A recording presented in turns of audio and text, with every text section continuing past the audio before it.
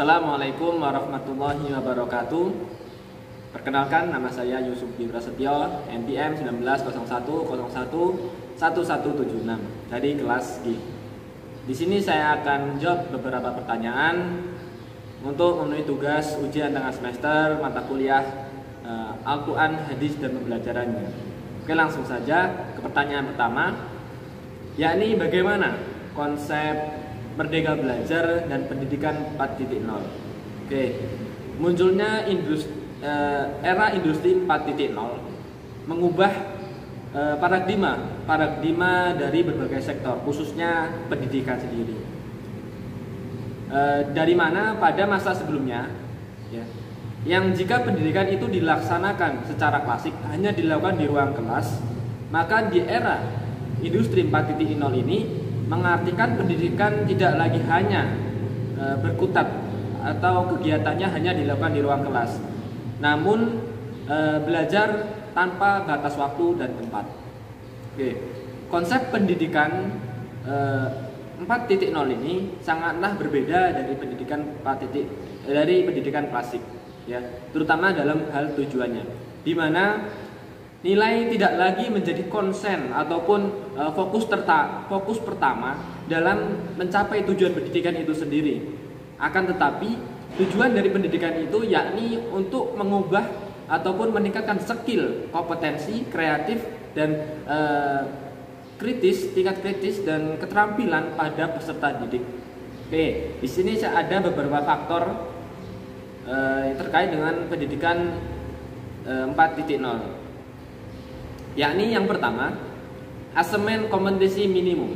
Ya, perbedaan konsep pendidikan baru ini dengan kurikulum yang digunakan sebelumnya adalah peserta didik diharapkan mampu menunjukkan kemampuan minimum dalam hal literasi dan numeriknya.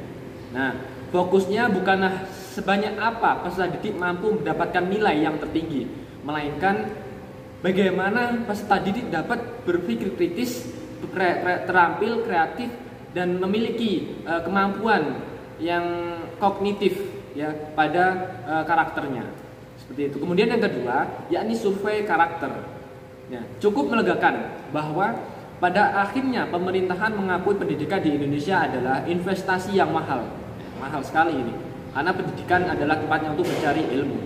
Sebab setiap daerah memiliki keunikan manusia ataupun penduduknya yang berbeda-beda, dan tidak mungkin dipaksa untuk menerapkan satu sistem dengan indikator tetap. Kemudian pada konsep survei karakter, pemerintahan akan menilai secara menyeluruh terkait kualitas pendidikan pada tingkatan dasar, menengah, pertama hingga menengah akhir. Kemudian bukan hanya tentang hasil belajar, tetapi juga ekosistemnya, ya, ekosistem dan infrastruktur pendidikan yang tersedia.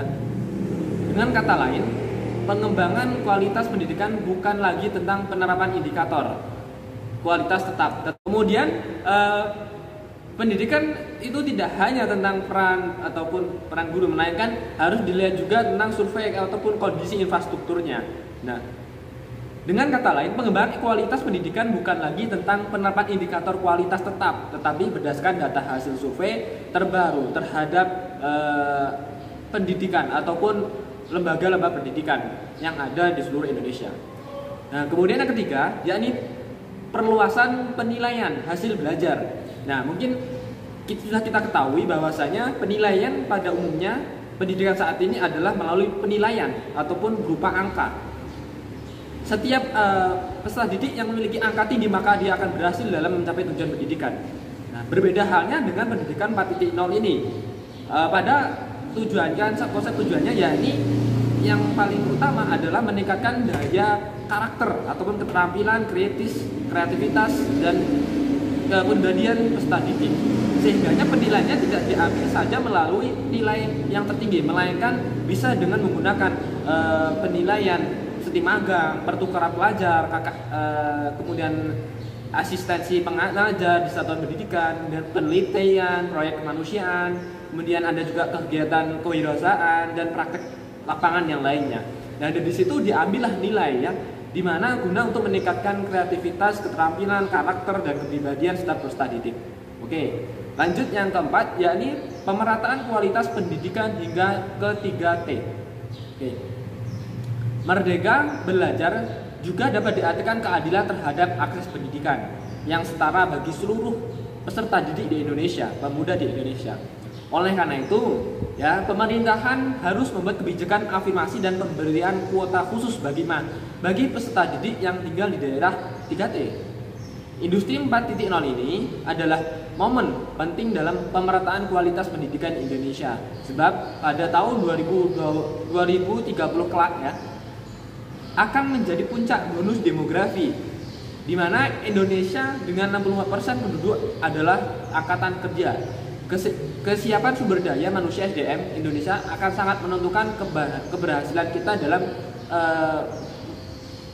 memanfaatkan puncak demografi, bonus demografi tersebut. Oke, itu tadi pertanyaan yang pertama. Kemudian selanjutnya ya pertanyaan kedua, apa perencanaan pembelajaran Al-Quran hadis dan pembelajarannya yang Anda miliki dalam menyambut era pendidikan 4.0? Oke. Mungkin kita ketahui bahwasanya pendidikan saat ini hanya mengandalkan tatap muka, ya, secara tatap muka di ruang kelas ataupun terbatas di dalam ruang kelas. Sedangkan 4.0 ini menawarkan pendidikan yang dimana tidak ada tanpa batas waktu dan tempat. Oke, rancangan pembelajaran Al-Quran hadis harus dapat selaras dengan perkembangan zaman dan tidak tertinggal jauh dari pembelajarannya. Jadi pembelajarannya, rancangannya tidak tertinggalan, tidak hanya tatap muka saja, tetapi kan ada penggabungan antara pendidikan di era 4.0 ini. Oke. Berdasarkan hal ini, ya, sebuah inovasi metode baru dalam pembelajaran Al-Quran sangat diperlukan, seperti menggunakan metode lafrisiah yang berusaha menerjemahkan ayat Al-Quran per kata. Kemudian dengan menggunakan metode lafrisiah, ya, ini misalnya peserta didik tidak hanya pandai membaca Al-Quran, tetapi juga mengetahui apa makna dari ayat yang telah dibaca. Kemudian di samping inovasi metode baru, sang pendidik juga harus memperhatikan kolaboratif pembelajaran yang bersifat e-learning, yaitu dengan menggunakan multimedia. Ya, dengan menggunakan multimedia, pendidik tidak lagi harus memantau siswa itu secara langsung di ruang kelas, seperti itu. Sehingganya proses pendidikan pun dudul. Oh, jadi sih. Lah kuwi lho kan ngono isan. Bagi. Terus. Oke, hop. Banyak tuh orang LCD kan. Oke. Lanjut ya. Dengan menggunakan multimedia, pendidikan tidak lagi harus memantau siswa satu persatu dalam menerjemahkan ayat Al-Quran yang dipelajarinya, tetapi cukup dengan menggunakan multimedia melalui LCD dengan layar lebar, sehingga dengan ringkas guru dapat memantau peserta didik secara universal. Kemudian juga bisa menggunakan cara menghafal, sehingga peserta didik tidak hanya mengamami namun menghafalnya. Selain itu, pendidik juga bisa menggabungkan antara pembelajaran tatap muka dengan daring. Jika tatap muka diberikan untuk memberikan materi seperti proses pelafazan, makhraj dulu tentang Al-Quran, bagaimana memfahami Al-Quran yang baik. Nah, itu perlu adanya tatap muka, karena jika tidak tatap muka akan sulit peserta didik untuk memahaminya. Tapi untuk proses persetaraan hafalan, pemberian penerjemahan itu bisa menggunakan multimedia ataupun secara daring.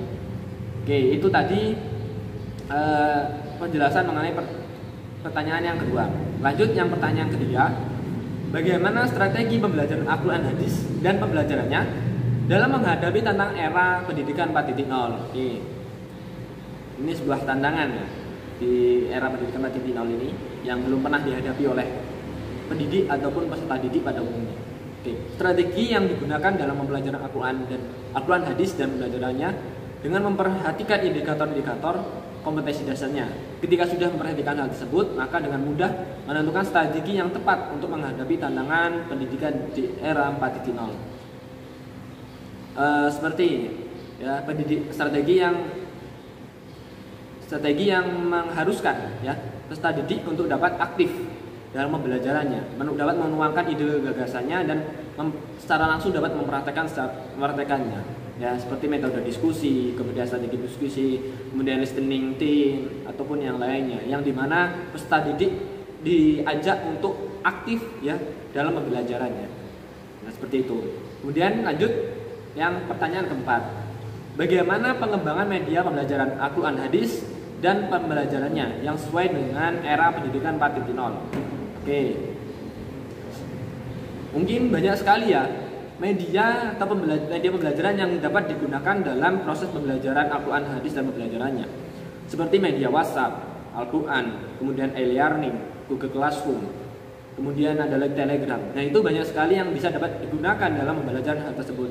Tergantung sang pendidik dapat menerapkan yang mana. Kemudian sedangkan untuk proses dalam pembelajarannya itu sendiri mungkin bisa mengirimkan audio, kemudian mengirimkan animasi-animasi, kemudian juga bisa mengirimkan film ataupun yang lainnya melalui WhatsApp, Google Classroom atau media pembelajaran itu, sehingga pembelajaran dapat berjalan dengan aktif dan dapat menjadikan peserta didik itu kreatif ataupun berusaha untuk mempelajari secara sendiri gitu. Dan melalui animasi ataupun audio yang diberikan oleh sang pendidik. Nah, mungkin berikut adalah gambaran media pembelajarannya. Dengan begitu ya, pembelajaran Al-Quran tidak lagi menjenuhkan atau membosankan ya, karena sudah banyak media pembelajaran yang membuat pembelajaran itu lebih asik gitu. Tapi justru membangun kreasi, inovasi, produktif dan keaktifan peserta didik dalam mempelajari Al-Quran. Nah, gitu tadi. Jadi semakin banyak media ya, makin banyak media saat ini dapat mengubah ataupun menjadikan pembelajaran Al-Quran hadis itu semakin menarik dan inovatif gitu. Oke, nah lanjut ya, ini pertanyaan kelima. Apa pendapat Anda?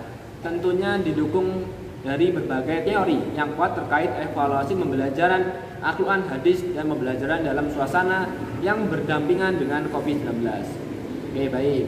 Mungkin saat ini lagi maraknya virus corona ya, atau COVID-19, di mana pembelajaran yang dulunya tatap muka atau luring ya dilakukan di ruang kelas hanya dilakukan secara online, daring. Nah, pembelajaran tersebut merupakan sistem pembelajaran dalam jaringan ya, online itu jaringan melalui internet, menggunakan metode pembelajaran jarak jauh. Nah, guru di rumah, murid pun di rumah, jadi secara jarak jauh melalui jaringan internet.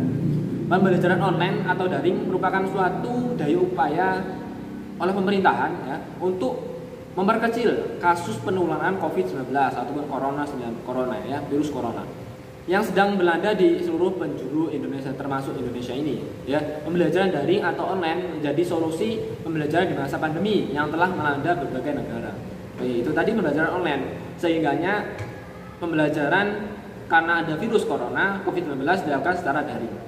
Nah, evaluasi dalam pembelajaran Al-Quran hadis ini mungkin jika kita lihat terlebih dahulu kelebihan-kelebihan yang dapat kita ambil dari pembelajaran online ya, ini pembelajaran semakin mudah, bisa dilakukan kapan saja dan di mana saja ya.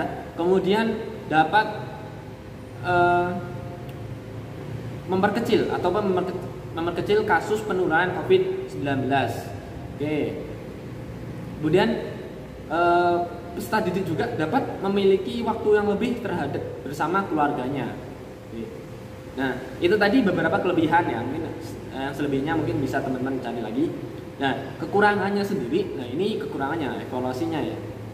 Pendidikan ataupun pembelajaran online ini terhadap Al-Quran hadis, pembelajaran Al-Quran hadis itu sangat kurang maksimal ya. Dapat dikatakan kurang maksimal dikarenakan pembelajaran Al-Quran dan hadis itu banyak sekali ataupun perlu adanya pembelajaran secara tatap muka, karena di situ terdapat ya cara kita peserta didik untuk dapat memahami huruf-huruf Al-Quran ataupun hadis tersebut, sehingganya kalau salah pelafasannya jadi ya susah juga dalam melafazkannya Al-Quran gitu. Dan peserta didik kesulitan memahami materi yang disampaikan. Banyak peserta didik yang kurang memahami materi yang disampaikan pendidik melalui online gitu. Jadi terkadang peserta didik itu bingung akan materi yang disampaikan oleh peserta didik pendidik melalui jaringan melalui media online tadi ya. Untuk saat ini pada kondisi COVID-19 seperti ini.